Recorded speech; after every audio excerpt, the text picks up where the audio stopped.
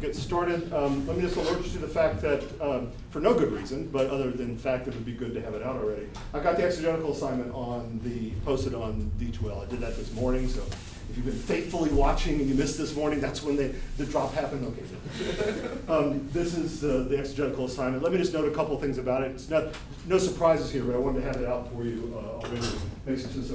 So it's due on D2L. There's a submission folder. I don't think I have that set up yet. So if you were planning on submitting this tomorrow, it's not ready for that. But I will try to get that set up by tomorrow.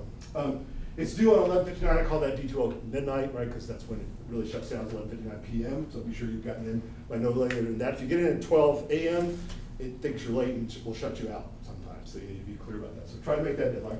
Monday, the 25th of November. No extensions. That's when it is. Submitted by then. Don't ask for things later. That's way late already. So, good. 5 to 7 pages. That's really 1,500 or 2,100 words. I care more about the word count than I do the page count, so I don't care how big your font is or small or what size, whatever. I don't care those things. Do the word count, you'll be fine. My suggestion to you is there's no way you can pick any one of these and do less than 1,500 words. That won't be your problem, right? Each one of these will require you more than 1,500 words, at least 1,500 words, more than 1,500 words to do.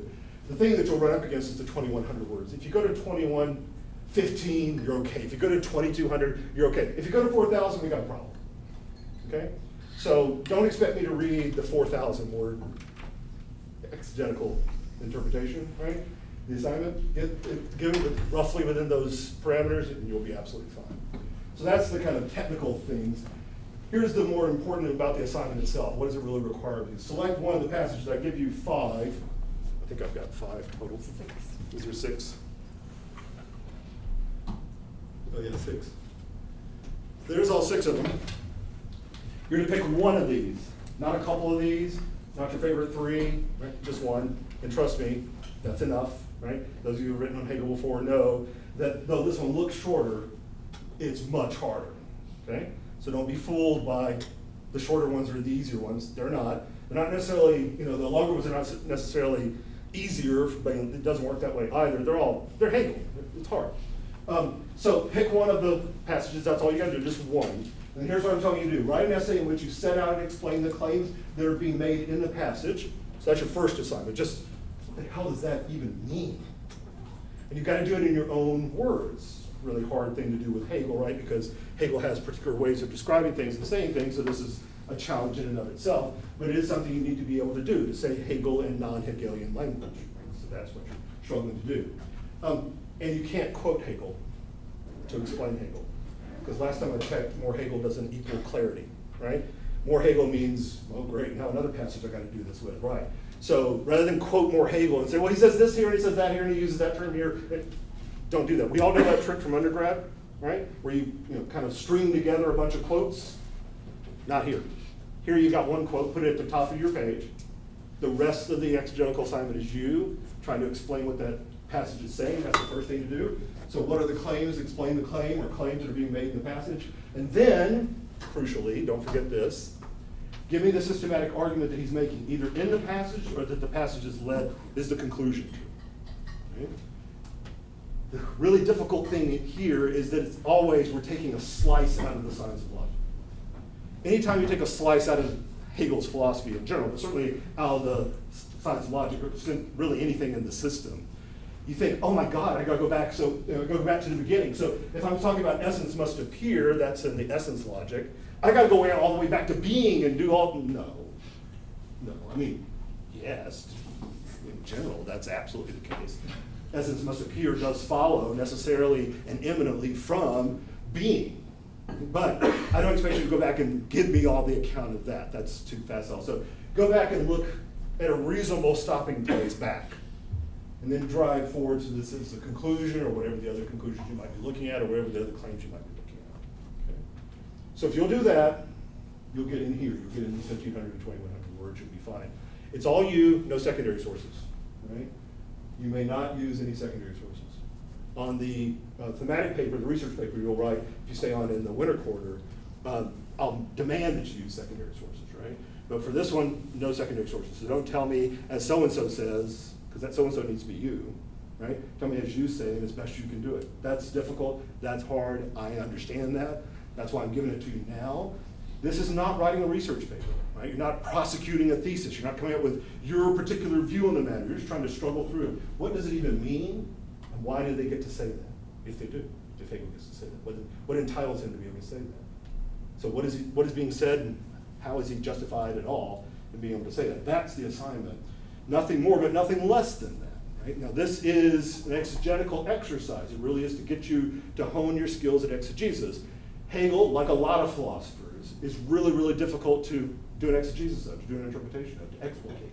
But that's what I'm demanding you do here. Why? Because that's sufficient to do a research paper? No. This is a skill you need to hone all throughout graduate school to be able to contribute to prosecuting a claim that you might be making, a thesis you would be making in a research paper one day. For example, in the winter quarter, right? When I'm going to ask you to do so. And you can absolutely use your exegetical exercise as the basis, if you want to. You don't have to. But as a basis for what you eventually write on as your research paper in the class. That'd be fantastic. You can do other things, of course, as well. But I'm saying you can absolutely use this and incorporate it into your paper for the next quarter if you'd like to do that as a basis for it. You are, nonetheless, working on a skill that you'll need to develop and use in that research paper as well. All right, there's the assignment. Make some sense? Those are the passages, none others, no others, right? So don't say, well, I really like to write out. No. The answer is no. Right? Just these 6. I picked them because, well, they're good, right? They're important, they're significant. And they are all over the stuff we're going to be talking about this quarter, right? So some of this stuff, well, this first one here, we're going to be talking about today, right? So you'll hear me lecture on it, but a lot of them you won't hear me have lectured on it before. Well, by the end of the quarter, I certainly will. We lessons must appear pretty soon. But those things are not necessarily all things I'm going to have lectured on. So what I'm saying to you is, let's get going. Let's work on this. That's why you're getting it in week 3. You've got it. It's not due until November 25th. I know that. My God, November. That's a lot. That's the end of November. Sounds like so far away, and it is. You've got ample time to do this. But don't put it off until the last minute. Those of you who've done that before can testify things don't go well, right? These things don't write themselves. They're not obvious. It's not like, oh, Hegel, here's basically what he's saying. Because who the hell knows what Hegel's basically saying? Questions, problems, or issues about that assignment? That's your only assignment for this class for this quarter. So it's worth taking some time and doing it well. Make sense? You can submit drafts if you want to. I'll be glad to take a look at those. I don't require them. But if you'd like for me to review a draft, the earlier you get those to me, the better, obviously. So don't give it to me the night before or 2 days before. You've all been through this. But if you want me to take a look at it, give it to you as early as you possibly can, even if it's fragmentary, if you're not finished with it, even if you just started down a path and you think, I don't know if this is going to work, you want me to look over it, I'll be glad to do that. That's what I'm here for. Questions, issues, problems with that? Cool. Okay. I think that's it by way of course mechanics type stuff. I've got let me pull that up when I'm thinking of it. I've got the outline. I posted the outline for this strange piece we're going to look at today. Just pull that up so we'll have that in front of us.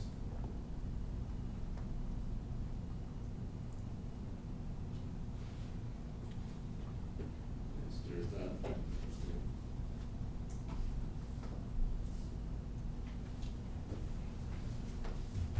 So we'll come to that in just a little bit. What I want to do is spend a bit more time than I will typically do, a bit more time than I typically would, talking a little bit about what we talked about last time, because particularly at the end with these notions of imminence and necessary progression and retrogressive grounding. I talked a little bit about imminence last time. I really didn't talk about necessary progression or retrogressive grounding. So I want to spend a little bit of time talking about those, because those, what I call the strictures of systematicity, are really, really important. And they really kind of work like this. We're going to talk about imminence.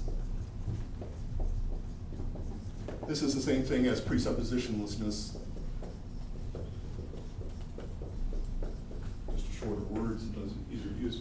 And we're also going to talk about determinate negation.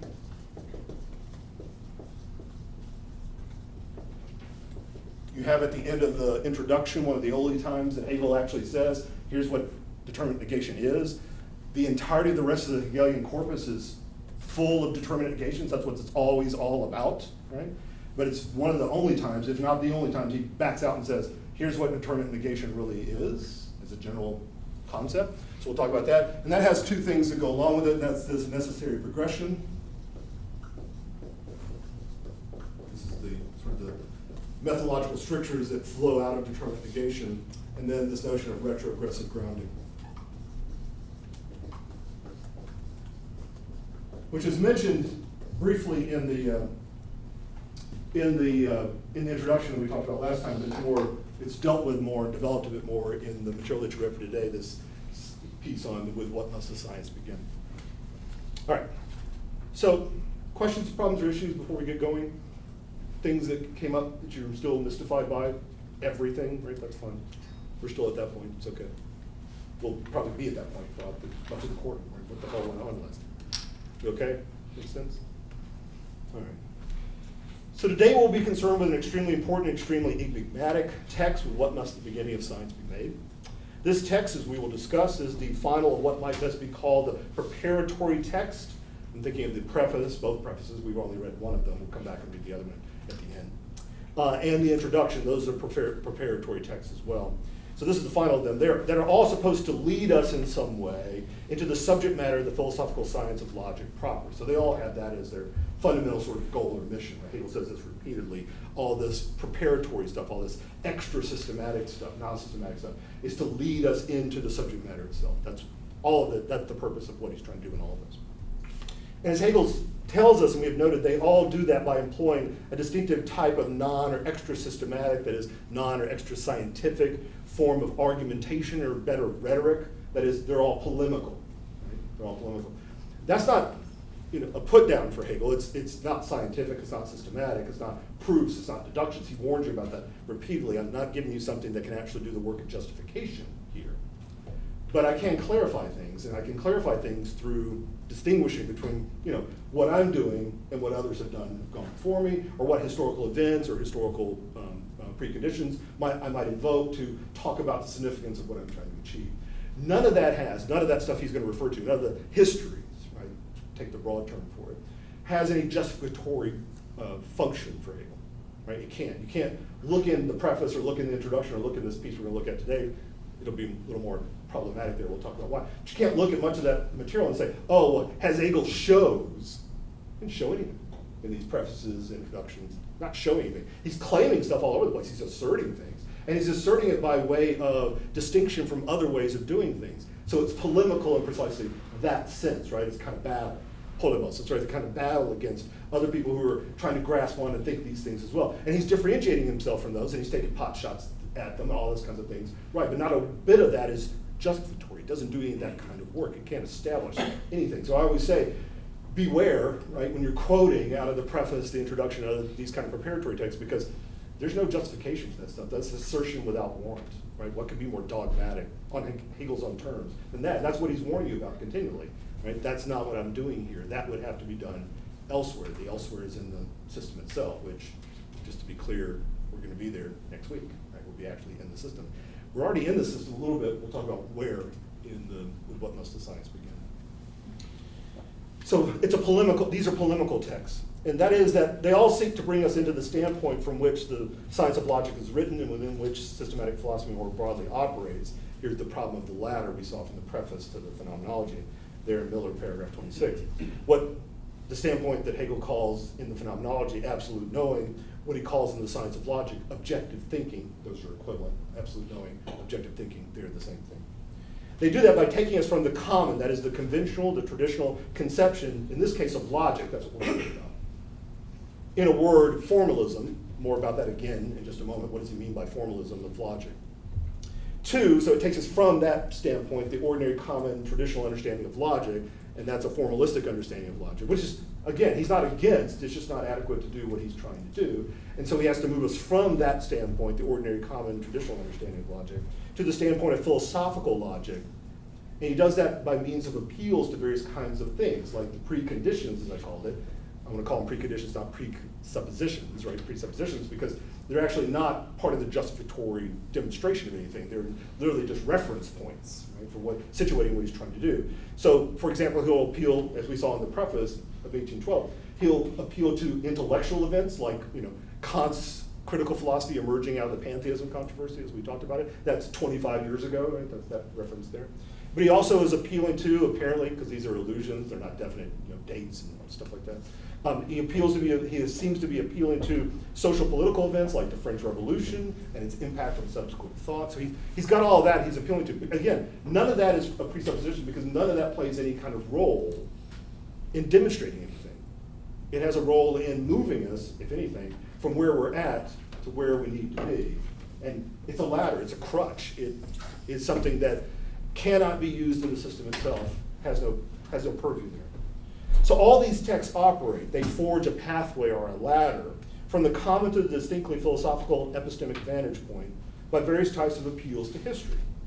History in these texts serves, we can say, as a precondition of the philosophical science of logic and the system of philosophical sciences more generally. Note that to say that history, or in fact appeals to other matters as a means of rhetorical persuasion, or as a means of what Hegel would call formation, building, or as a precondition is precisely not to say that they are presuppositions, for the reason I gave just a second ago. Now, I note this because the text with which we are concerned today, this strange enigmatic text with what must the beginning of science begin, as I imagine you probably noticed, partially operates in the same vein. So there's a good swath of this text that's about historical reflections. Take a look at the third section of it, right? That's what it all is. It is about the preliminary conception of progress and logic. We're going to come back and talk about at the very end today. That's the difference between linear progression and circular progression. But that has a historical reference for it. We'll talk a little bit about that. But then he explicitly goes into, okay, what's the candidates for that we've seen historically for the beginnings of logic? Well, we could begin with being. We could begin with the I. We could begin with intellectual intuition. Now, he doesn't give us too many explicit references. Giovanni fills in a little bit here. The editor helps you mark out some. He says it's Reinhold, Fichte, and Schelling or Hölderlin, who knows. But that's probably roughly right. The first one, the Reinhold thing is, is that really Reinhold? In some ways it is, but you have to pin down which Reinhold we're talking about. There's clear allusion to Reinhold's text there. But you could say, right, if you just looked at those three, you might say, well, that's Fichte and Hölderlin. Hölderlin's, it says you have to begin in being. Right? How do you grasp being through intellectual intuition? And who does he say that against? Fichte, who says we must begin with what? The I thing, the self-consciousness of the I, the self-identity of the I. That's the fundamental axiomatic principle from which everything else flows. So you could say those historical references are to Fichte and Schelling and Hölderlin, right? Who were the proponents of those positions. So those are historical contextual references, like he had done with the 25 years of philosophy, talking about the reference to Kant and critical philosophy. And from each of those proposals, Hegel extracts the same basic message, right? Whether he's talking about being or the I or intellectual intuition, the same basic message he takes out of all of them. He says this, that the beginning of science must be made with pure being. He comes back to this repeatedly. Pure being, which is just pure knowing. Now that should bother you, right?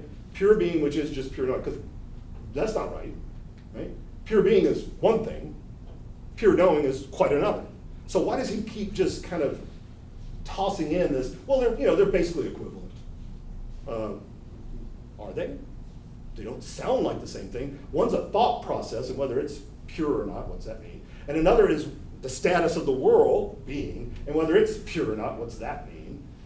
But he keeps equating them, right? So what's the entitlement to that equating of one with the other? What he is also clear about, though, and we'll come back and talk about that equation of pure thought and pure being, it is what the first part is all about, right? So we'll come back to that. It does seem like he is saying that you can't go any of these routes. You can't go the route of being as being your presupposition, as your foundation from which you draw everything else, from which you begin. The I can't be the foundation from which you draw everything else. Intellectual intuition can't be about this. Why? The basic message is because they're all presuppositions. You can't take for granted. That's what a presupposition is. You can't take something for granted. You can't take being for granted. Well, let's agree being is, right? Now we can move on. Let's agree that the I think is just there, right? We're good with it. We're all Cartesians of a certain kind. No. Intellectual intuition, we just have that. No, none of that can be taken for granted. So we want to ask ourselves, we want to remind ourselves, right? One of the central claims that Hegel is making is that if you're going to do philosophical science, it's got to be presuppositionless. It's got to be, to use the other word I'll use for this, immanent. Right? The immanent unpacking of something, without any presuppositions. Well, I think it always behooves us, particularly when we're starting this kind of stuff, to remind ourselves why. Why has it got to be presupposition? Why can't we take something? Come on, couldn't we concede this is self-evidently the case? And then move on from there. I mean, think about Fichte's position for just a moment.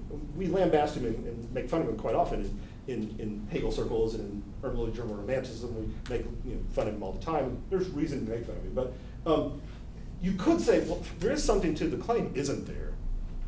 That when I'm aware of something, this table, I have to be aware that I'm aware. That seems indubitable. But if I'm aware of something, accompanying that, the I think must accompany all my representations. The I think is already there. I'm aware that I'm aware. So that self-consciousness, not only the consciousness, but the self-consciousness, that awareness is attached to me. Well, that seems to be, here's the loaded terms, self-evidently the case, apodictically certain. How could you question that? Why couldn't you appeal to that as a kind of axiomatic, in the geometrical sense, axiomatic foundation from which everything else can be drawn? That's precisely what Fichte does. He thinks that's hidden in Kant, right? Kant has this idea of the transcendental unity of apperception. The I think must be able to accompany all my representations, and those I thinks are all together because I have one world and it takes one to know one, so it has to be one over on this side, synthetic unity of all apperception. Sorry, that's to be deduction in 2 seconds. There's a lot more to be done with that. But what Hegel wants to say about that is, I know that seems completely unquestionable, and yet it's taking something for granted. What? That there is consciousness, that there's awareness of an awareness, there's consciousness of consciousness. Okay, well we've learned our Hegelian insight. You can't have self-consciousness without both those moments of consciousness, the awareness and the awareness of my awareness, being subtended by a kind of unity that makes it possible to identify those 2 moments. We're going to call that underlying unity being. So being is more fundamental, it's more originary than self-consciousness. There's Hölderlin sitting out there listening to Fichte's lectures saying, yeah, but wait a minute. That axiomatic foundation is not so axiomatic because it has something that can account and it necessarily must account for it. Its condition of possibility, to use the Kantian regressive language, what's the conditions of the possibility of self-consciousness, is being. And you're going to say, aha, so we have to prove being? No, says Hölderlin, we're going to grasp it through intellectual intuition. Sounds pretty good, right? Again, Hegel's saying, but you're taking for granted a number of things there. You're presupposing that, number one, we have this ability to grasp in this way. That there's a kind of an immediate intuitive comprehension that we can have of being. And even if that were the case, how would we explain determination? How can you explain any kind of specificity that would emerge out of this union that is being itself? How do you get differentiation out of the oneness of all things? So there's a lot of presuppositions going on there. Why don't we want presuppositions, though? So there's some pretty decent candidates for it, but they've got inherent problems. Why do we want it? Well, if we take anything for granted, Hegel thinks, and he's not the only one who thinks this, so please, this is not unique to Hegel, but he is a proponent of this response. If you take anything for granted, if you accept a proposal or a claim as true and certain without full justification, so this is just Hegel's take on what Kant was teaching us. Right? If we're not going to be dogmatists, to be a dogmatist is to take something for granted, to accept something without warrant. He says if we're going to be truly critical philosophers, even more critical than Kant was, because Kant accepted the noumenal-phenomenal divide. Like that's just what we have to take in order to be able to reconcile faith and reason, for example. He says if we're really going to be truly critical, if we're going to do Kant all the way through, even further than Kant did, we're going to do what the critical philosophy demands, then we can't presuppose anything, because if you presuppose anything, you open yourself up to the skeptic's challenge.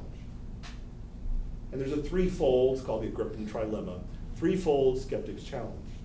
Runs basically like this. There's actually 5 modes. We're just worried about 3 of them because the other 2 are used for different purposes. Right? So this is Agrippa. We get this from Sextus Empiricus. Reports this to us as Diogenes Laertius, if you want the whole history. But here's the basic idea. You've all heard this before, just didn't necessarily call it the Agrippan trilemma. If you propose something, then it could just be purely arbitrary. This is what's called a hypothesis. Right? You set something out there but it's a brute assertion and it lacks sufficient warrant or proof. So it's insufficiently justified, or it doesn't have a justification whatsoever. So it looks completely arbitrary. You're just asserting it. It's the height of dogmatism. And the skeptics can always go, that thing you think you must take as self-evident, you're just betting on that. You're hoping that that's right.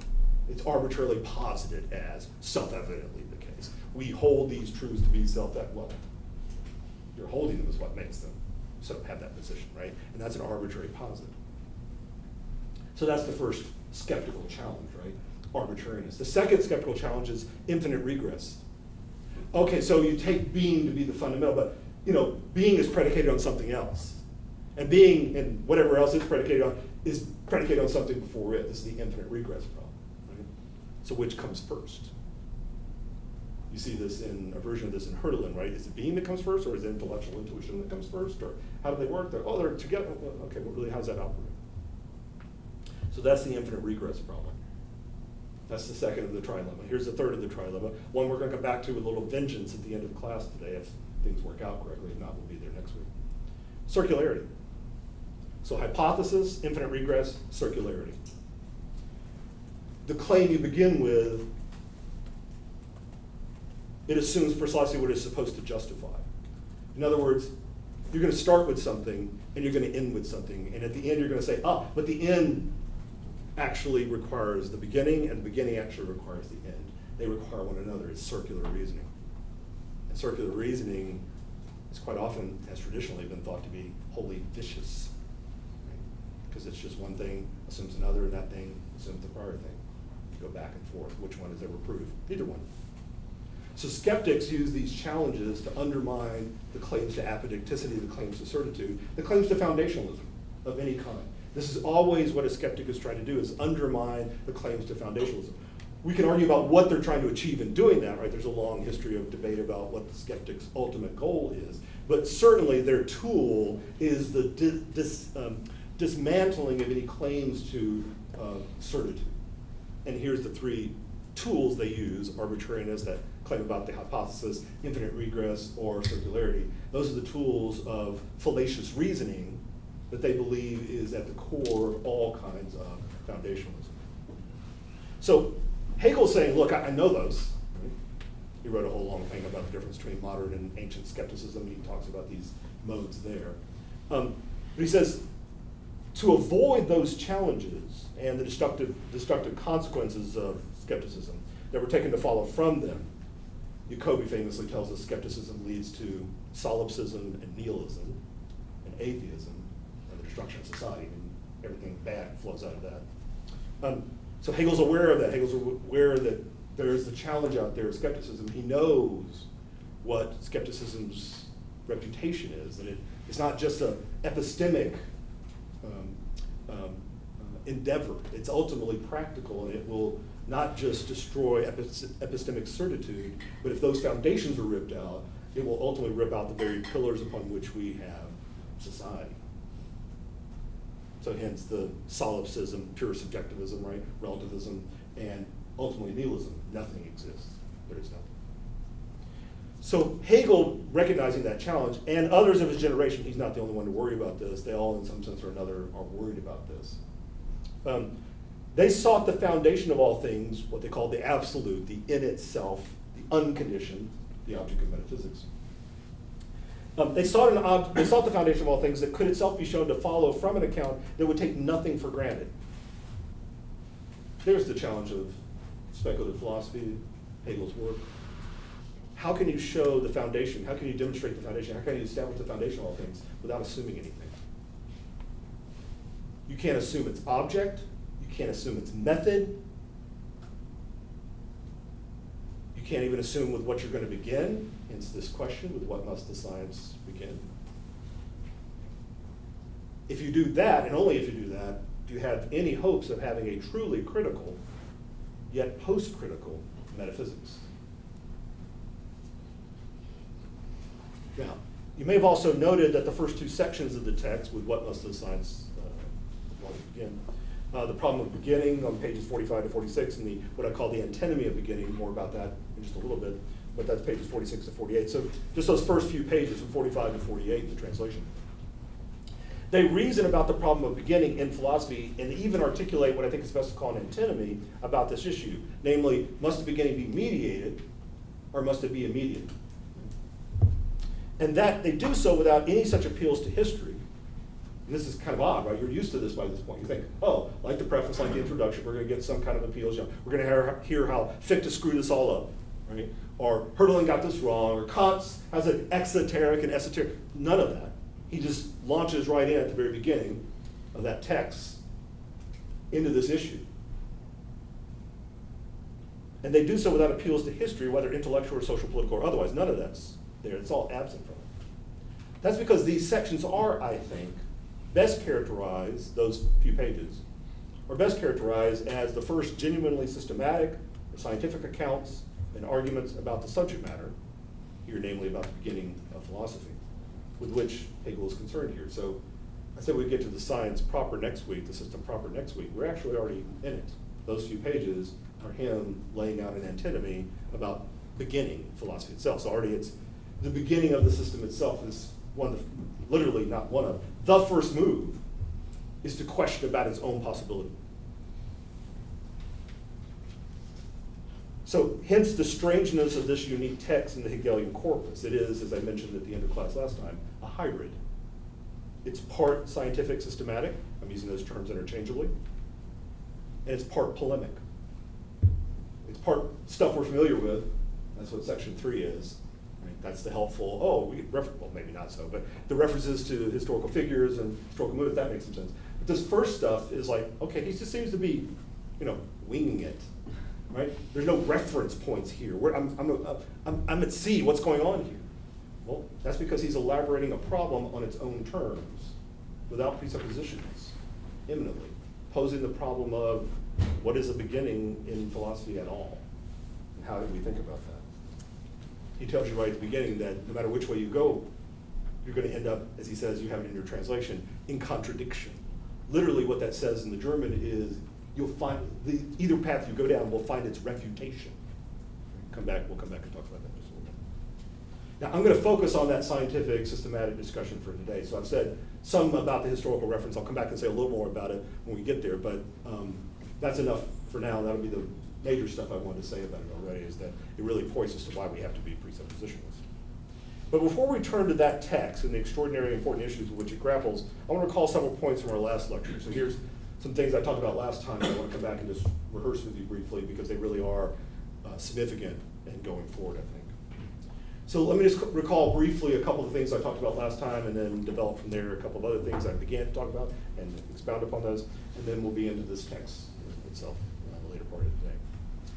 So I just want to remind you about the two things I added on to the list. We talked what's the problematic of Hegel's thought, what's the project of the science of logic. We'll always be grappling with those two questions. The other two questions I added onto that are what's the critiques, the standard critiques of Hegel's thought, and what are the interpretive paradigms through which Hegel is often read even today. So let me just remind you of the fundamental critiques very briefly. They have one name, right? They all fall under the same rubric, the same heading, and that's panlogicism. Panlogicism. So the central critique of Hegel's thought, through which we in fact still approach it, is panlogicism. And that's the idea, this is Schelling's definition of it, right, in his lectures of 1841 in Berlin. He was brought into Berlin because the left-wing Hegelians had begun to take over the educational institutions. Hegel died in 1831. His descendants were starting to take over the educational institutions in Berlin, particularly the left-wing Hegelians, so people like Feuerbach and others. They thought, the Prussian authorities thought at that point, we need to expunge the Hegelian spirit, right, with all the irony of that. We need to expunge that, right? We get rid of that. So what do? We bring in his arch rival and his arch critic, Schelling, right? We bring him out from the hinterlands. He was down in Erlangen and then in Munich, so he was out kind of on the outskirts of the academic system in the Prussian states, or certainly in the Germanic states at that time. They bring him in, his main task, his assigned task is get rid of the Hegelian spirit. So he comes in and he gives lectures in 1841 in which you have people like Engels and Bakunin and Kierkegaard are all there, right? They're all sitting there, many other luminaries are there. And he launches into a critique of Hegel, and he's launching into a critique of the science of logic. So in one sense, he's got this right? He knows this is the book, right?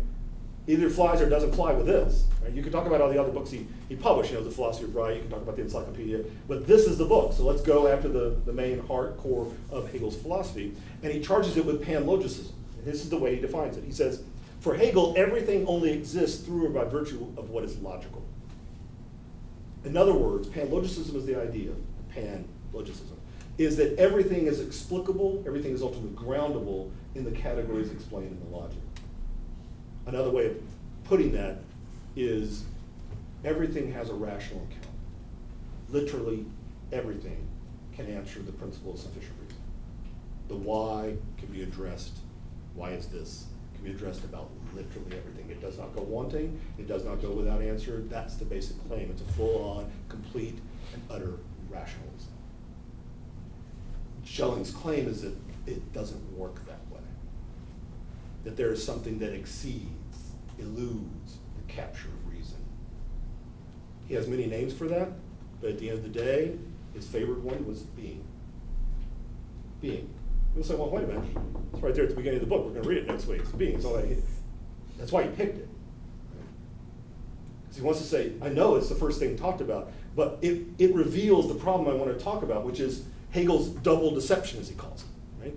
Because the double deception is he's taking these terms, like being, and they're really just subjective ideas. They're subjective categories that we use to try to grasp and account for the world.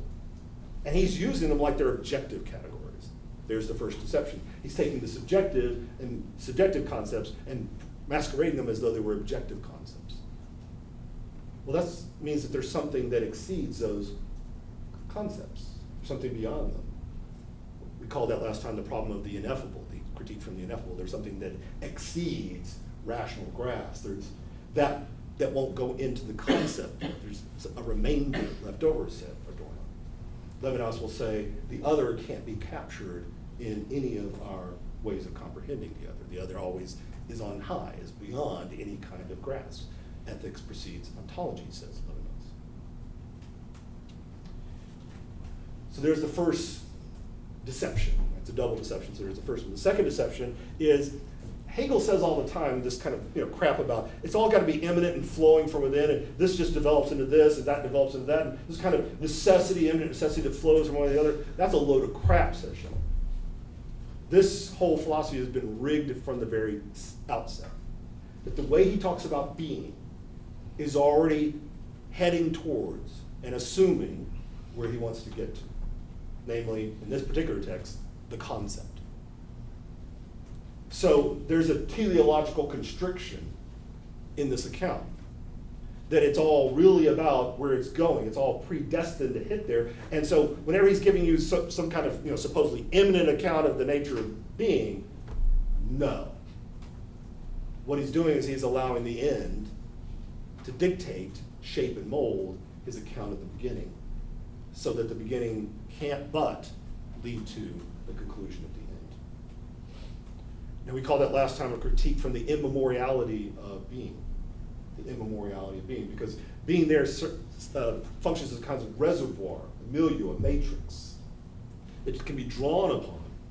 All those differences can be drawn upon. But to make them amenable to thought, to make them amenable to being thought, they have to be transformed from their multiplicity into a simple duality, because a duality can be reconciled.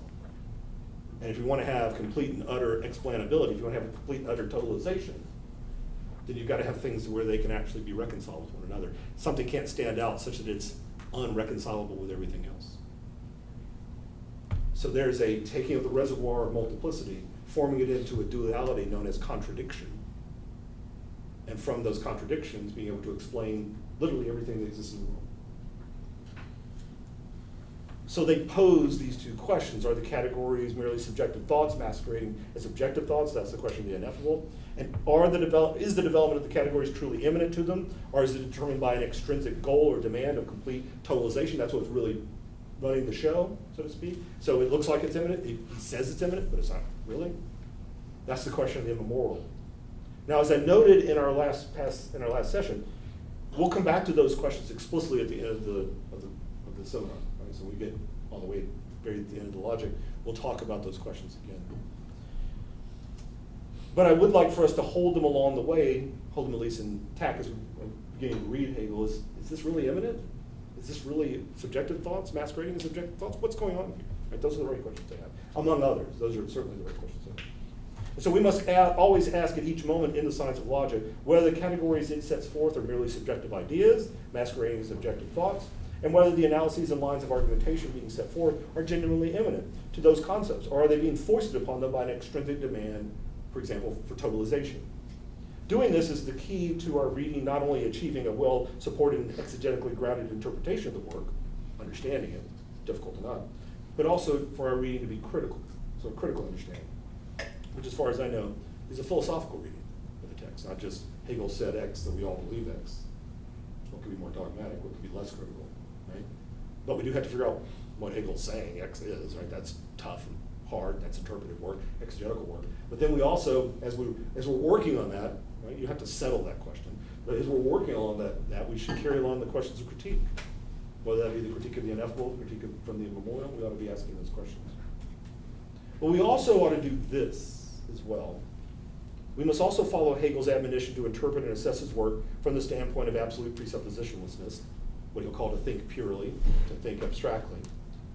But that means we must also ask that question of those critiques. Is there anything those critiques are presupposing, taking for granted, dogmatically assuming, without warrant? We ought to ask that of those critiques as well. Are these critiques themselves sufficiently critical? Or are they not perhaps instances of the very prejudice, for example, about the inevitable separation of thought and being? Both of them are predicated on that separation, that thought is separated from other than being. That Hegel sought to show was just that, an unwarranted dogmatism. So it may sound like they're okay, right? Because being does exceed our grasp, right? I mean, that is the way things work. We don't know everything, right? We're finite, we're humble, right? On our best days. We have a bit of humility, we don't know things as they are in themselves. Come on, call it right. But Hegel's saying, right, I get that. That's our common ordinary understanding. I absolutely understand that. But you can't hold on to that as though that were true by virtue of its being a moment of our experience. Our experience is not self-evidently the case, is it? What could be less critical than to take your experience as the case? Can Plato teach us that? I mean, somebody taught us that. So that's the question we want to ask. Is the separation of thought and being not operative in those critiques, and hence are those critiques genuinely critical? So it doesn't just go from the critiques to Hegel. Hegel goes back to the critiques as well. We'll talk more about that as we go on. Right, the other thing I want to just remind you, so that's the critiques that I talked about last time. If you have questions about those, I'll be glad to talk about this again. But let me just remind you of the hermeneutic paradigms that we talked about last time as well, the kind of interpretive frameworks that people have used to come to at this point. I said there are basically four of them. Metaphysical, non-metaphysical, systematic, non-systematic, and I sketched those out a bit for you last time. I'm not going to rehearse all the details of that, but I will say that as far as I can tell in the reading of this text, and where we're at in the reading of this text at this point, the real loggerhead, the real battle, interpretive battle, these are academic things, so please, but the interpretive conflict is over whether this text is metaphysical and systematic, or is it systematic and non-metaphysical. That looks to be where things are at this point. It wasn't always at this place, right? But it clearly is there for the last 20 years. Right? It used to be, Hegel has a lot of interesting things to say about metaphysics. We ought to look at those and pull those out and extract those. That's the non-systematic metaphysical view. And others would read the text and go, my God, that's all nuts and crazy. No one could believe any of this kind of crap. That's all, God's thoughts before the foundations of the world. Who cares about that? So we need to get rid of all that. But he does have some interesting ideas about this thing and the other thing. So we could salvage some things from him. Those are a couple of the ways in which Hegel has oftentimes been read. I don't think either one of them is very close to actually what Hegel demands himself in his own work. The systematic non-metaphysical and systematic metaphysical clearly do. Right? They take the systematic aspect of his philosophy quite seriously. The question is really, what's the status of those concepts? Are they concepts of the in itself, which is what the systematic metaphysical claim is about? So these are determinations of thought, yes, but they're also determinations of being that we're about to look at? Or are they just determinations of thought that set the conditions? This will sound very Kantian, and intentionally so. That's what the non-metaphysical reading is. It's a Kantian reading of Hegel. That these are the conditions of the possibility for something to be an object for us. That's what the determinations of being, nothing, becoming, and so forth. are really all about. So you could put that in together with the critique we looked at earlier, are these thoughts, as Hegel calls them, he calls them strangely objective thoughts. We are doing objective thinking, he says. Is it really just thoughts, really the subjective conditions for things to be, or are they objective? Is this the nature of reality itself that we're thinking directly itself? Make some sense? Those are the couple of things we talked about last time I just want to bring back. So now I want to talk about the introduction for just a couple of minutes, and here I'm going to be a little bit longer because I think there's some things here that I want to focus on and develop a bit. So if you have questions about any of the stuff I've talked about thus far, I'd be glad to take those. Got those? If one pops up along the way, please don't hesitate to ask. But let's talk about the introduction for just a moment. We talked about this quite a bit last time, but I want to come back and look at basically 3 points. 3 points here. First, I want to remind us of the fundamental difference, which Hegel repeatedly acknowledges throughout the preface and the introduction, between the classical conception of logic, what he'll shorthand call the formalistic conception of logic. Every time you hear him start formalism, that's what he's talking about, the traditional conception of logic as formalism. So I want to try to unpack a little bit about what he means by formalism, just a little bit.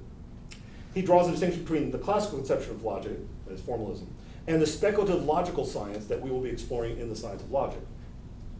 So, if you hold to, or if you're familiar with the common sense understanding of logic, the common traditional, conventional understanding of logic, you would be scandalized when you open this book's table of contents and it talks about being, nothing, becoming, quality, quantity, relation, modality. You don't even get to the stuff that's supposed to be logic. Rules for concepts and judgments and syllogisms, until basically 500 pages into the work. I mean, what happened? That's not logic. So the standard repertoire of the logical canon is here maybe, but it's not up front like you think it would be. So logic doesn't have anything to say about being. Hegel says it has everything to say about being. Well, it has nothing to say about it. So that's the first place to begin. Formalism of the common sense version of the common traditional conception of logic versus the, what else to call it, the self-determining, self-generative content of the speculative logic. Right? It generates its own content. That's ludicrous and nuts. Right? Let's try to make some sense of that. So that's the first thing. Then secondly, I want us to consider again the concepts of immanence and determinate negation that Hegel lays out in the introduction, in that passage we talked about determinate negation also. And then finally, I want to remind us of what I've called the strictures of genuinely scientific systematic thought. That is immanence, necessary entailment, or progressive necessary progression, and then retrogressive grounding. We'll talk about those 3 things.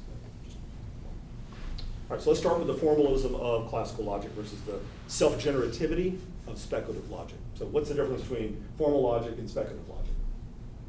In the introduction, Hegel writes the following about the nature, we could even say the distinctiveness, of a genuinely scientific systematic logic, what he calls variously a logical science or a science of logic, that takes, that takes us, I believe, to the very heart of the project. So this is on page 29. We've looked at this before, but I was going to come back and look at it. It's one of those passages where Hegel kind of bakes everything in. And it's nice to have it in that way. He says, this is on page 29 to 34 in the critical edition. This is the second to last paragraph. It begins, Anaxagoras is celebrated as the man. Everybody see the paragraph I'm in? If you go down to the end of that paragraph, he says, logic has nothing to do with. See where I'm at? Yeah. So he says this. Logic has nothing to do with a thought about something that stands outside by itself as the basis or ground of thought. Just hold on to that for a moment. Logic doesn't have anything to do with aboutness, right? It doesn't have anything to do with something outside of itself. It's just what? It's just rules for thinking. So it doesn't have any matter or content of its own. It's just a set of rules for how you think about things. Thinking, right, cognition, right, is what you do when you think about something. But logic is a form of that. That's all it is. He says, nor does it have to do with forms meant to provide mere markings of the truth. Does it have anything to do with thought about things? Right, it's just a formalism, right? Nor does it have to do with forms meant to provide mere markings of the truth. Well, yeah, that's all it has to do with. That's all logic is. The necessary forms of thinking, rather, he says, the necessary forms of thinking and its specific determination. What's specific determination? The forms of logic get their determination by the objects that they grapple with, and those objects are not endemic to them at all. That's why you have to apply logic to get it to have a determination. In other words, logic's all about validity, nothing about soundness. It's not about truth. It's about valid argumentation. It's not about the actual truth claims that are being made, because those are claims made about the world, has no object about which. And its specific determinations, that's the content, and last kicker here, the ultimate truth. Well, Hegel's clearly deluded. He hasn't read his logic. He hasn't read his Aristotle. He hasn't read his Arnaud. We'll come to this. And if he had, he would realize that all logic does is tell you what the form of cognition is, the form of thinking is, not what its content is. So he seems to be saying here that the content of logic, that's already a weird phrase, right? But let's hold on to it for a moment. That there is some content unique to logic itself. And you would think, oh, well, that means we're going to talk about concepts and judgments and inferences, syllogisms. You don't get to that to page 500 or whatever. So, that can't be the only content he's talking about. But the content of logic, okay, whatever that is, are the necessary forms of thinking. All right, the necessary forms of thinking. It's the rules for thought as such. Okay, fine. And their self-generated determinations. Where does that come from? How do they generate their own contents, generate their own determinations? And these, in turn, shock, are the ultimate truth of all things. So you can walk through that passage and say, that's a distillation of speculative logic. And that tells you how preposterous it sounds to someone, anyone, who's looking at logic in the common garden variety traditional sense. They read a little Aristotle. They read a book about Aristotle. They read what formal logic is supposed to be, right? Things like that. None of this makes any sense. On the classical conception of logic, logic doesn't have any content of its own. It does not produce its own determinations, and it provides the rules for validity, not those of soundness. So this is all ludicrous and preposterous. Let me develop that conception, that classical conception a little bit. Hegel gives you a really good distillation of it. Again, this is on the top of 24 now. First full paragraph on the top of page, what's the top right, it's top of page 24. This is in the critical edition, page 28. He writes this: whenever logic is, and I'm modifying the translation as I go through here, so be patient with me. Whenever logic is taken as the science of thinking in general, which is how we standardly think of it in traditional logic, the science of thinking in general, it is thereby understood that this thinking constitutes the mere form of a cognition. Here's the formalism of logic. It's the mere form of cognition, mere form of knowing something. It's not the matter, it's the form. It's how you know, it's not the what that you know. That logic abstracts from all content. It's vacuous, doesn't have any content. That's what makes it wonderful. You can apply it anywhere and everywhere because it's so formal, but it doesn't have any content of its own. That's what you have to sacrifice in order for that to work, at least on the common conception. And that the so-called second constitutive piece that belongs to a cognition, the matter, must be given from elsewhere.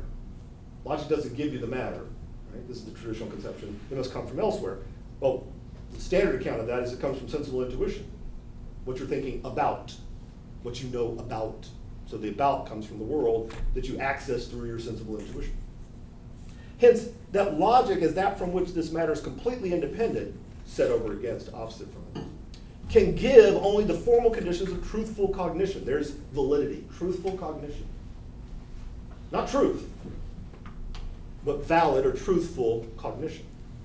But does not itself contain real truth, material truth. It can give you validity, it can't give you soundness, to use a different language for what Hegel's expressing. Nor can it even be the way to real truth. I mean, it's a tool, it's helpful. Learn it. It's got to have advantages to it, but it's not guaranteed to get you the truth. Why? Validity doesn't entail soundness. Validity is a precondition of soundness, yes, but it's not sufficient. If it were, then we could collapse the two concepts of validity and soundness. So it's not even, nor can it even be the way to real truth, because the essentiality of truth, the content, what? Lies outside it, lies outside logic. So I got to wait till the damn object shows up to know if my cognition is actually cognited correctly or not, so I can have correspondence, right? Adequatio between my intellect and the thing. Now, notice what Hegel's got in his characterization here, which I think is pretty accurate. I'm going to try to unpack that a little bit for you here in just a moment. But here's the basic claims, right? And I've distilled it down in kind of a, this is not a systematic argument. There's a kind of argument at work here, right? He says this, first premise, logic is the science of thinking in general. That in general starts to do a lot of work. Right? It's not specific thinking, it's not thinking in this context or that context, it's thinking in any context. Okay. So the second premise, if that's right, if that's what logic is, and he thinks is a generally held notion of what's going on in logic. Then as the general, second premise, as the general science of thinking, logic is the mere form of cognition.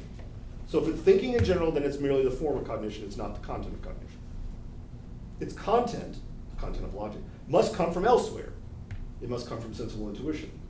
That allows him to draw this conclusion. So it's two premises and a conclusion. Here's the conclusion.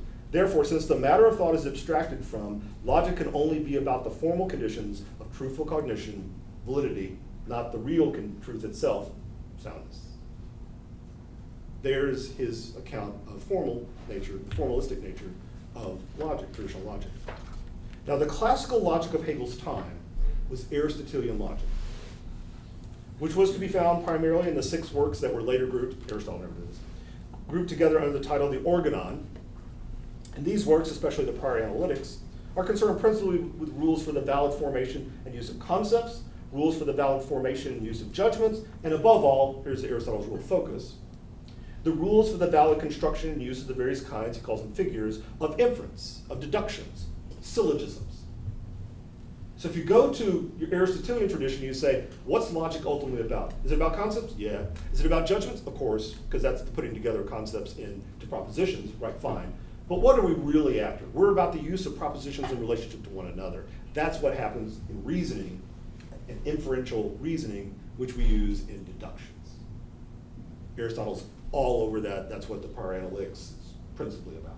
And so that's, the Aristotelian tradition says, if you really want to know what logic's about, it's about syllogisms, ultimately. The modern logic in Hegel's time, so that's the classical ancient logic, Aristotle and the long tradition of that, was anti-Aristotelian, no surprise. It was Cartesian, and this is the Port Royal logic. This is Arnaud's and Nicole's Logic, the Art of Thinking from the 17th century, 1662, the Port Royal logic. And you don't need to know all the details. It has a wonderful semantic theory. There's all sorts of wonderful things to know about the Port Royal logic. Foucault goes into it, by the way, in the order of things if you want to see his take on this. But the interesting thing about this, right, Port Royal logic, is that it says, look, if you want to know what logic's all about, it's about judgments. Not syllogisms, but judgments. Because if you don't have the judgment right, my God, your inferential reasoning won't matter. So you got to get the judgments correct. So it's not about inferences or deductions, but about judgments or propositions. It thus formulates, the modern logic, formulates the rules for the proper formation of judgments, which you could call logical syntax. And for the proper understanding of them, it lays out a semantics, a logical semantics. Now, those are the two traditions that are operative in Hegel's time. He's well aware of them. He knows them. There's all sorts of complexities about those. There's histories written about those. I'm not going to get in the depths of all those. We don't need to. For our purposes, here's the main thing. What unites both of those traditions is a shared commitment that Hegel's capturing in that account he just gave at the top of page 24. And that's this. They have a shared commitment to the formalist model of logic as a discipline that abstracts from all content, all matter. Logic denotes the rules governing the solely the form of cognition, not its content. Whether you think it's all about judgments, as the modern logic does, or you think it's about syllogisms, as ancient Aristotelian logic thinks it's about, regardless, you all agree, right, that your battles over whether it's judgment or inferences is really a battle over logic, which you all agree is an abstraction from the content. Now, Kant plays an interesting role here, as he typically does. Because in Kant, he's aware of both the classical and the modern traditions of logic. And from that, he sought to develop what he called transcendental logic. Now, this is the first critique, right? It's all over the first critique. He's trying to develop a transcendental logic. We're not going to get lost in that, but here's the basics idea of it. Kant famously, this is the way he always operates, draws a distinction, okay, between pure general logic, which he defines as, this is in the first critique, the pure form of cognition. That's what that references to. So he's saying pure general logic is what the Aristotelian and the modern tradition is all about. And that's a wholly a priori discipline, universal and necessary rules for what? For thinking itself. He says this in the first critique. This is A54, B78 if you want to reference. And he distinguishes that from what he calls applied general logic. We're not get lost in that. So this is pure general logic. And then he says, well, if you look at pure general logic, you'll notice they have a table of categories for valid judgments.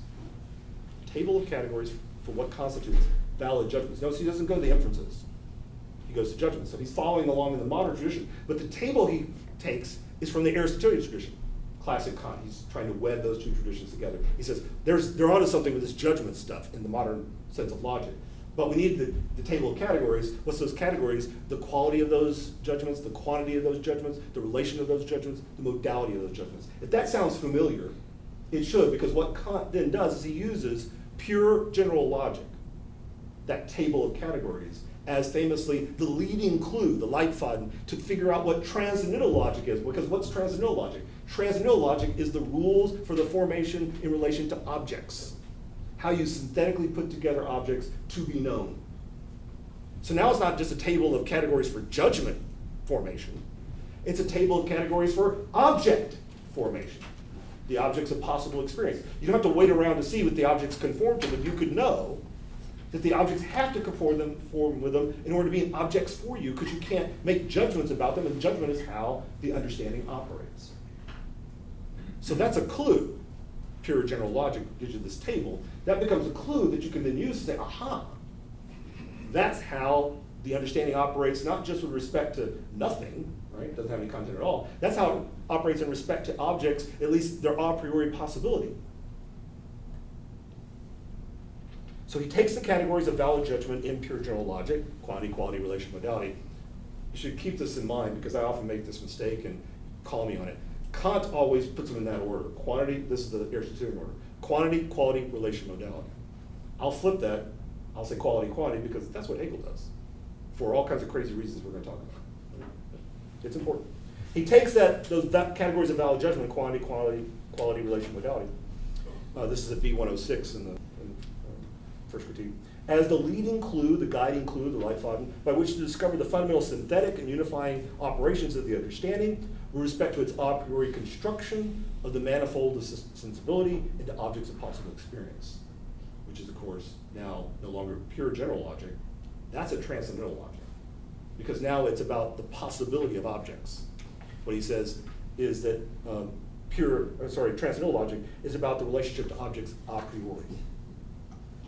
Now that's an advance, right? That's beginning to think about how this logic could have some content. It's not there yet, right? Because the content has to come in. Content still has to come in from sensible intuition. But now we can at least say, hey, this logic thing is not just about the rules for reasoning. It's the rules for the operation of the understanding by which it synthesizes the sensible manifold to be objects for us. If that's the case, then transcendental logic is clearly an advance, this is what Kant thinks it is, over ancient modern forms of logic in general. And Hegel's well aware of this. And so he sees speculative logic as a descendant of transcendental logic. Not the same thing, but it's a descendant of it. What's the difference? Well, to put it in a nutshell, very bluntly and very simply, this is not how objects will be for us when they come in. This is how objects actually are in themselves. Now notice, Kant is still operating with the distinction between thought and being, still the phenomenal and the noumenal. We're waiting for objects to come in. But Hegel's saying it's still holding on to a formalistic conception, even in Kant. The transcendental logic has still got a formalistic character to it because it talks about objects a priori, not objects of itself. It doesn't generate its own objects. It's saying here's the conditions for the possibility of an object, not the conditions for what objects are in themselves, which is precisely what a speculative logic is supposed to be, and why it would be, unlike any of those other things, genuinely metaphysics. Because it would capture the real truth, not the formal truth, not the validity thing, but the actual truth of things themselves. So Hegel contends that the formalistic conception of logic that suffuses ancient, modern, and even the Kantian traditions, although Kant is a clear advance, he says those produce errors. We talked about this last time. These produce these errors whenever it's transposed into the sphere of philosophical knowledge and philosophical science, into the sphere of reason. So Hegel's not against the Aristotelian tradition. He's not against the modern tradition. Those are completely appropriate ways of thinking about logic. It just, if you take those suppositions that there is no object and can be no object for logic, and take that over into reason, then he says you've literally barred the entrance to philosophy. Last time I checked in philosophy, those are fighting words, right? It means you can't do philosophy. So he's saying that Aristotle, the modern tradition, Descartes, Kant, they barred us from doing philosophy.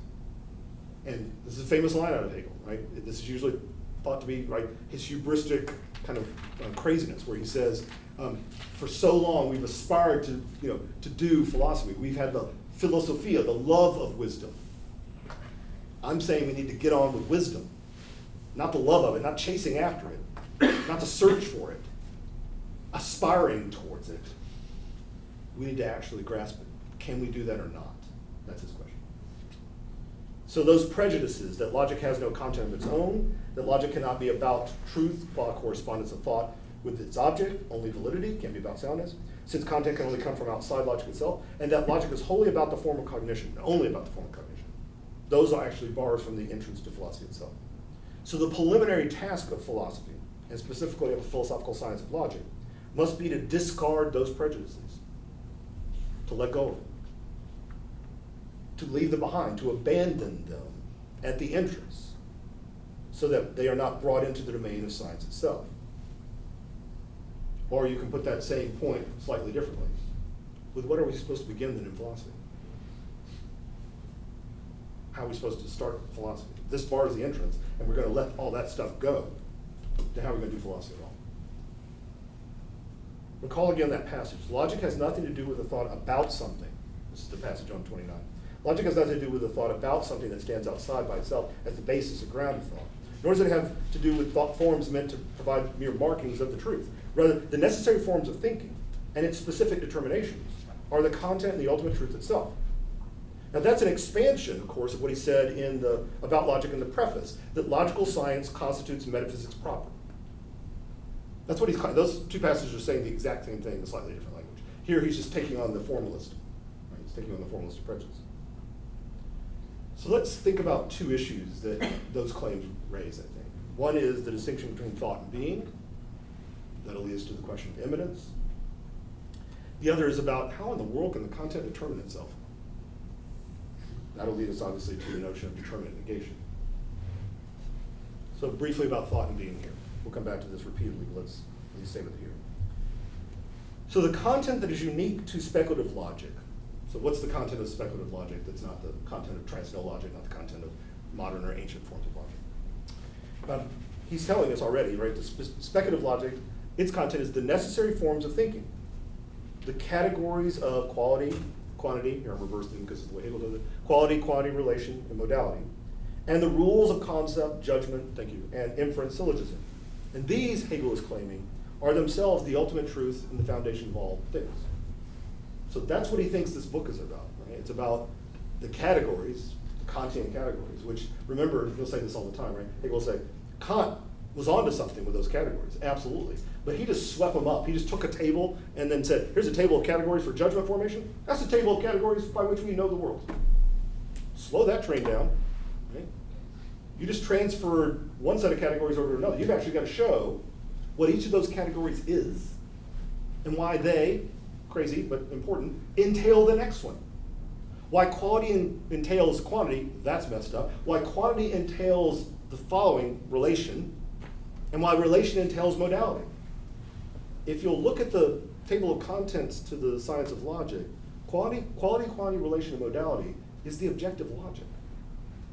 That's all that is. I mean, that's all 500 pages of that. But that's what it is. And it's the unpacking from quality to quantity to relation to modality of the imminent development from one concept to the next.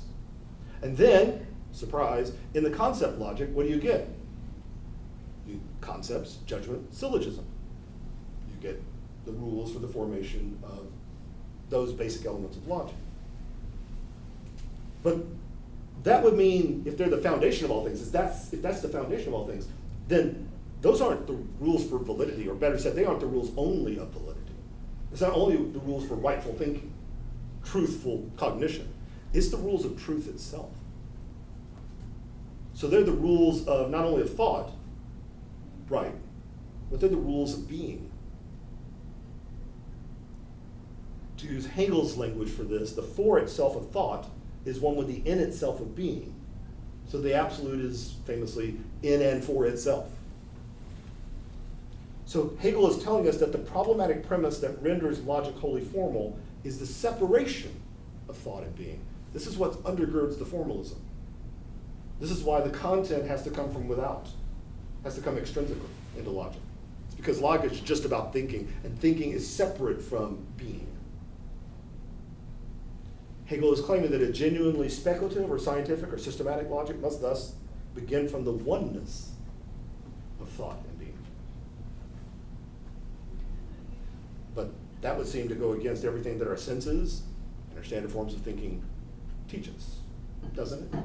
Hegel says, absolutely, I know that, I get that.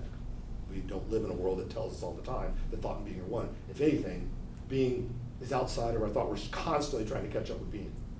I mean, we have those moments where we, think things and imagine things and go off into our, daydreams or whatever, and then we seem to be, ahead of being. But man, we wake up, being hits us in the face, and there we are again. Oh, crap! I don't know this. I don't know that. I'm trying to catch up. Right? Being and thought are separate. That's what our common everyday sense of the world, ourselves, tells us. So how then can you establish? How then can you start from the oneness of thought and being? With what must we begin? If we must begin with the oneness of thought and being, then how can you accomplish that? How do we attain what he calls the true standpoint of philosophical science? Absolute knowing, as he calls it in phenomenology. Objective thinking, as he calls it here. Where the form itself is the content. That's the problem. Right? How do you move from one standpoint, common everyday sense of formalistic logic, to this genuine philosophical standpoint of a speculative logic? So there's thought and being. It's going to take us to immanence and presuppositionlessness in just a moment. Right. And the other claim he's making here, obviously, is about how the content determines itself. It's not determined from without. We all know how that works. I'm thinking about things. The things either conform or don't conform, correspond or don't correspond to the thoughts I have about them. There's the truth problematic. But that's a question of soundness, right? Validity, that's what rules of logic tell us. Rightful thinking about those things, not about the things themselves. But here he's claiming that logic, speculative logic, determines itself. It doesn't wait for a matter external to it. It determines itself. He's told us in the preface that the key to understanding the claim that logical science is itself metaphysics proper and pure speculative philosophy was to see that the content of logical science generates its own determinations, not simply by being applied to the content, which of course you could do, provided by sensible intuition or matter from other sources, but by, as he says there in the preface, its own reflection. Again, we went past that really quickly when we saw that in the preface. What does it mean to say that there's the content of logic? I don't even know what that is. And then it has its own reflection? No, I reflect on things. The thought, thinker, I'm the one who does. I reflect on things. He's saying the content reflects it upon itself? That's nuts. So what does it mean to say that it is the nature of the content of logical science to determine itself, to give itself its categories, and those are with greater and greater specificity by means of a reflection that is immanent within them themselves? What in the world could that possibly mean? So let's talk about immanence to address the first problem, thought and being. Let's talk about determinate negation to address that second concern. So here's immanence. I'm looking at page 23 of the intro. Just to kind of give you a place to settle down and look at this. So backing up in the intro from where we were. He says on the very first lines of the introduction, in no science is the need to begin with the matter itself, the fact itself, die Sache selbst, without preliminary reflections, felt more strongly than in the logical science. Now, you might think, the need here is felt to where, we don't need to start with any kind of ruminations on what logic is and all that kind of stuff. That's what he's saying. He is saying that, right? But he also is just saying you need to forget yourself and dive into the matter itself, right? But that's because the matter itself is what dictates, not your preconceptions about the matter itself. So you've got to set all those aside. He's very clear about this just a little bit further down at the beginning of the second paragraph. Logic, on the contrary, cannot presuppose any of these forms of reflection. Here's the presuppositionalist. Cannot presuppose any of these forms of reflection, these rules and laws of thinking, as other sciences can. That's what they run on. Logic is the form of cognition, the truthful cognition. It sets up the rules by which thinking operates in all the other forms of science, whether that science be philosophical or not. But logic, on the contrary, cannot presuppose any of these forms of reflection, these rules and laws of thinking, as in the other sciences. So they are part of its content and have to first be established within it, within the science itself. Every last bit of establishing justification, demonstration, is internal to the system itself. Nothing can be taken for granted outside of it. So logical science answers, the whole of philosophical science answers to the same demand, but let's deal with logical science since that's where we're at. To a single fundamental methodological demand, that the movement endemic to its content alone be what moves or advances the science. That this movement, whatever this might be, is to be that from which its progressions, that is, its deductions, its entailments, its inferences, derive, not any rules or procedures imposed extrinsically, that is, from without. Thus, it is the movement of the content itself that lays down or gives rise to its content's determinacy, its concreteness, its specificity, its definition, its articulation. The method, the way it goes about investigating its object in this sense, is thus intrinsic to or immanent within the content itself. It is not imposed from without, but emerges wholly from within the science itself. Hence, what is required methodologically is to refrain from taking over the form of what had previously counted as logic, empty formalism rooted in the separation of thought and being. Forget oneself, that is, set aside one's prejudices about thought, being, and logic itself, and abide simply and solely in the movement of the matter that is thought itself. This is the new scientific procedure of which Hegel spoke in the preface, complete and utter presuppositionlessness. Hegel is adamant that there can be no prescribed rules, no extraneous methodology brought to bear here on the science, or the science will open itself up to the skeptic's challenges of arbitrariness, of infinite regress, and circularity. Because taking anything for granted is target practice for skeptics. Instead, he says, we must do nothing more than simply observe, to zayin, observe, see this, and see if the concepts under analysis develop, if they move, of themselves. Always with the caution note, they may not. It's not up to us whether they move or not, whether they develop, whether they change, transform, whether they do anything. They may do nothing. We must trace how they develop, if they do. That's our job. That's speculative science. That's all we're doing. So philosophical science's commitment to set aside all assumptions, its commitment to presuppositionlessness, entails a commitment to suspend all that might serve as preconceptions about both the nature of the object it seeks to examine, thought and being. For it is only in abiding by this methodological stricture that dogmatism and skepticism can be avoided, and accordingly, form and thought and being can be one, because we've set aside that they must be separated from one another. All right, we've gotten to the same point again. Presuppositionlessness, immanence takes us to the oneness of thought and being. So how can we demonstrate, how can we establish, how can we justify, rather than simply assert, as in intellectual intuition? Schelling would have said, yeah, thought and being are one. I know that through intellectual intuition. Now everything else I can demonstrate through rationality, right? Through discursive forms of knowledge. But this one, I've got to intuit. That's where we have to start, that's where we have to begin from, so we take that in that way.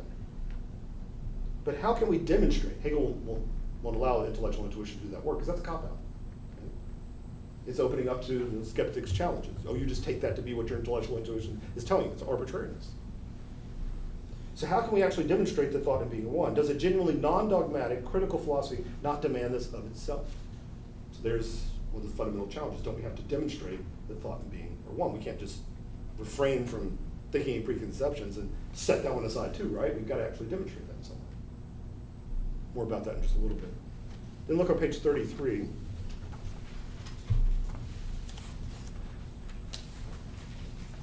Here's this amazing passage where I spoke about it earlier. several passages here, but a fairly lengthy one, where he actually talks about what determinate negation is. It's one of the few in Hegel where he actually does this. He's doing determinate negation constantly. We're tracing and tracking. That's what we'll be doing the rest of this quarter and the next, tracing out determinate negation, the work of it. But here he actually formulates it on its own terms. So look at what he says here. He says, the one thing needed, this is on page 33, it's 38 in the critical edition, it's about a quarter of the way down the page. One thing needed to achieve scientific progress. Everybody see where I'm at? To achieve scientific progress is in italics, might help you find it. It's about 10 lines down from the top, right below, 2 lines down from 38, the critical edition mark. The one thing needed to achieve scientific progress, and it is essential to make an effort at gaining this quite simple insight into it, is cognition, right? To know this, not just to hope this, not believe this, not seems really good to, it's actual knowledge. Is cognition of the logical principle. What's the logical principle? That negation is equally positive. That's it. That's determinate negation. He now unpacks it. Or, this is the way Hegel operates, right? He always lays out kind of a concise formulation of what he wants to say. Negation is equally positive. And then he says, or, let me unpack that. That what is self-contradictory does not resolve itself into nullity, doesn't destroy itself. Well, of course it does. That's what negation does. Negation is destructive. Hey, we all know that. Negation is the opposing of one thing by something else. It's the refusal of that thing. It's the destruction of thing. And so, of course, it's going to be resolved into nullity ultimately. That's what will happen. It'll collapse. He says it does not do that. Into abstract nothingness. But essentially, it resolves itself only into the negation of its particular content. Negation is not abstract, it's not wholesale. It's determinate, specific. Or that, still working on the unpacking, that such a negation is not all negation. Determinate negation isn't every kind of negation. Right? Every negation isn't determinate negation. But the negation of a determinate matter that resolves itself, doesn't collapse, doesn't fall apart into a nullity. It resolves itself and is therefore determinate negation. That in the result of this determinate negation, when it negates something specific, something determinate about from which it arises, that in the result there is therefore contained in essence that from which the result derives, so it brings that along. A tautology indeed, since the result would otherwise be an immediacy, not a result. So it's a result of or from something. So the from something that it negated is brought along with it. Continue on here. Because the result, the negation, is a determinate negation, it has content. Here's that, how do you have content in logic? How can the categories, quality, quantity, relation, modality, rules for the formation of concepts, judgments, syllogisms, how can those have determinations they give to themselves? Because somehow or another they have determinate negation at work. Because the result of negation is a determinate negation, it has content. It is a new concept, but one higher and richer than its predecessor. Richer because it negates or opposes its predecessor and therefore contains it, but also something more than it, for it is the unity of itself and its opposite. He says next, this is the end of the paragraph at the middle, it is above all in this way, through this process of determinate negation, that the system of concepts, he's talking about the body of the science of logic itself, is to be erected, to be formed, built, and has to complete itself in an unstoppable and pure course in which nothing from outside, just to remind you of the presuppositionalist, nothing from outside is taken in. This isn't your standard conception of logic, right? Because it doesn't wait to get something in through sensible intuition. It has determinations already itself. And those determinations it's going to give us are the determinations whereby anything that is what it is. The rules of thought are the rules of being. So as he says, still on 33, this is the next paragraph down, that how could I possibly pretend that the method I follow in the system of logic, or whether the method that the system itself follows within, would not be capable of greater perfection or greater elaboration of detail. Yet I know that it is the one and only true method, right? That's what he's claiming, what he's trying to lay out here.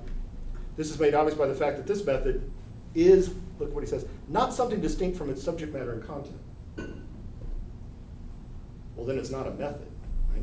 A method, as we standardly understand it, is a form imposed on matter.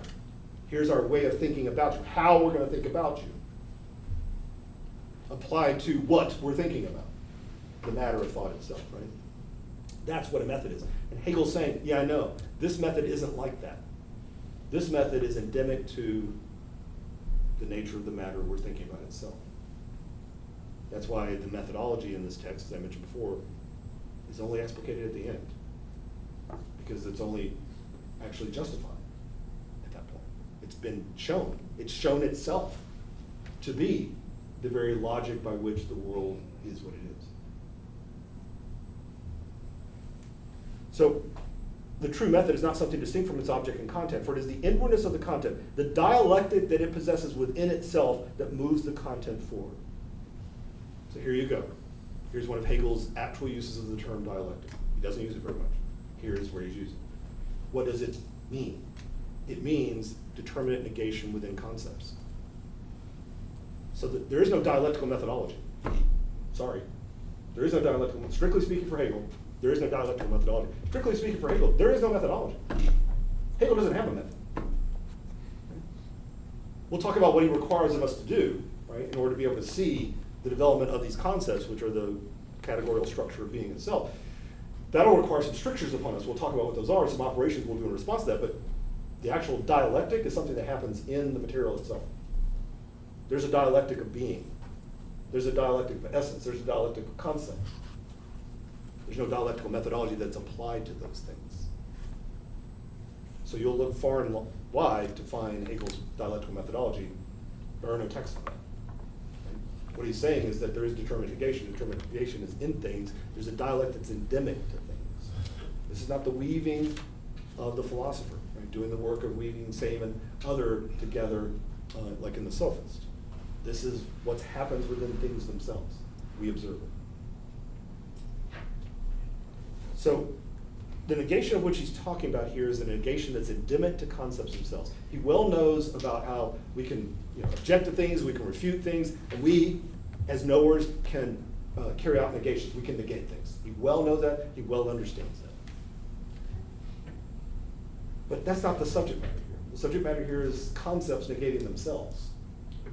Negation endemic to concepts themselves. So it's not negation, at least primarily, that we perform. So this is why I'm allergic to these ways of talking about Hegel that says, well, we've got this, and if we dialecticize that, or if we think dialectically about that, I don't know anything about that concept. It's wonderful to think that way. I know what it means in general. It means to think relationally. I got it, just say that. Think relationally. Dialectics has a technical sense in Hegel. It means the movement of determinate negation within concepts. So what is at stake here is the claim that concepts negate themselves. And when they do, they transform or other themselves into different new concepts. So it's not about one concept negating another. Right, it's not. It's not about one concept refuting another concept. It's about one concept, and analyzing that concept entails its own transformation into another concept. Negation is endemic to conceptuality, so to thought, it's endemic to being itself. So when they do transform or other themselves into different new concepts, and that process is the proper way to understand logical derivation, that's why you build this system of concepts out of this. That's how you ought to understand logical proof, logical entailment, logical deduction, and quite literally it is how a system of reason, a system of concepts, is properly to be constructed.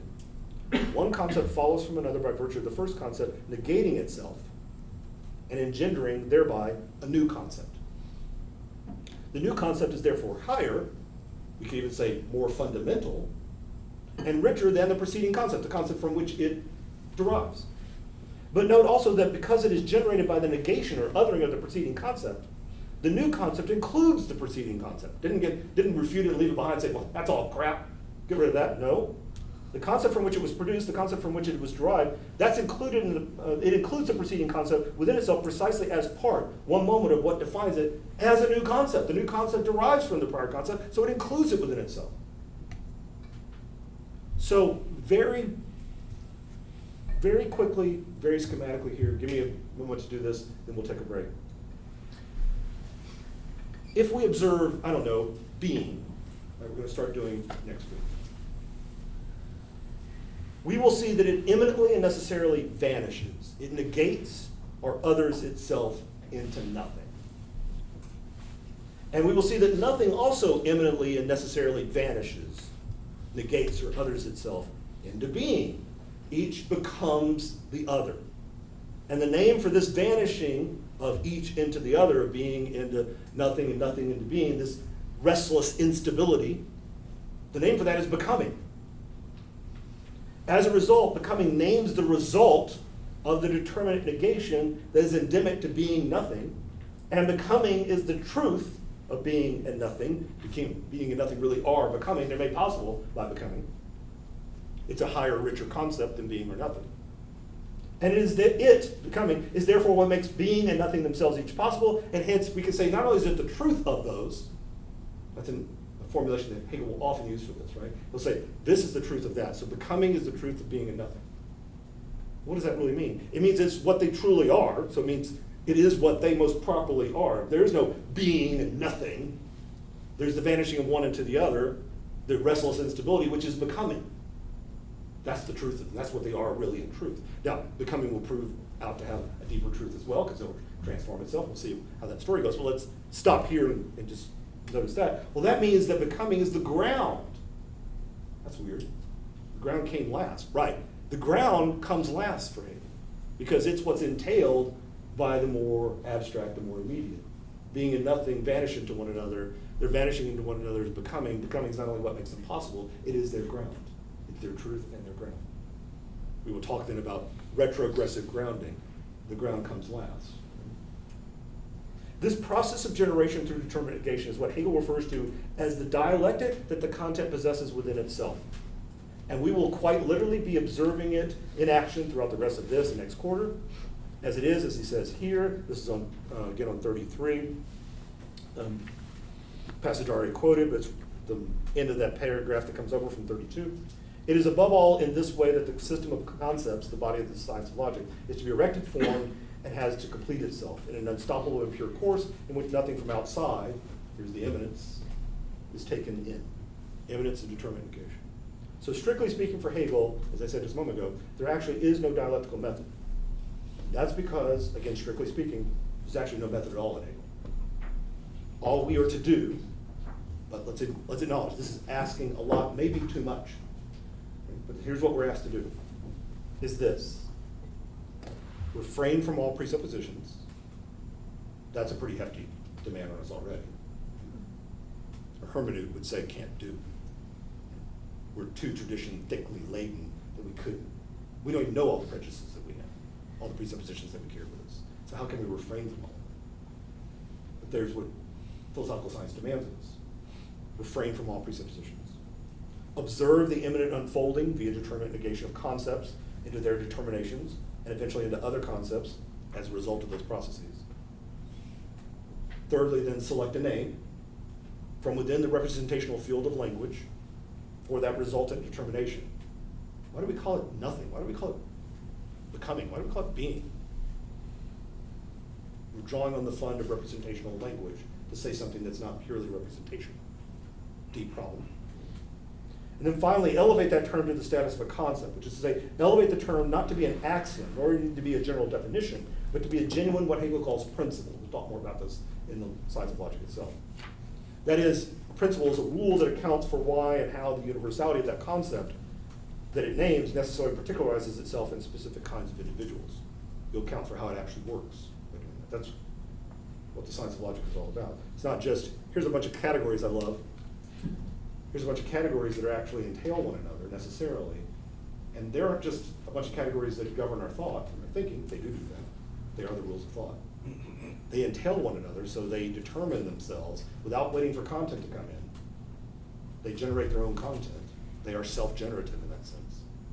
And that categorical structure, yeah, that's the fundamental truth of nature, the world, everything that exists.